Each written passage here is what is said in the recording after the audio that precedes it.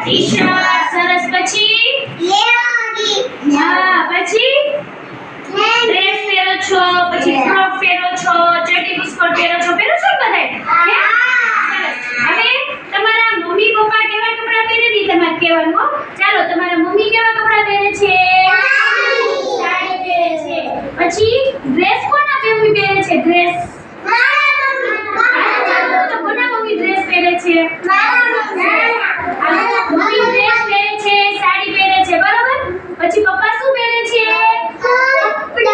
pant અને shirt બરોબર પછી ટી-શર્ટ પહેરે છે ને સરસ પછી આપણા બા ને દાદા હોય ઘરમાં દાદા દાદી હોય ને ઈ કેવા કપડાં પહેરે છે સાડી પહેરે પછી શું પહેરે દાદા કેવા કપડાં પહેરે છે શર્ટ અને પેન્ટ હોટન પહેરે સરસ પછી આપણા ભાઈ બહેન કેવા કપડાં પહેરે છે ભાઈ બહેન આપણા બધાય બેન છે બેન કેવા કપડાં પહેરે છે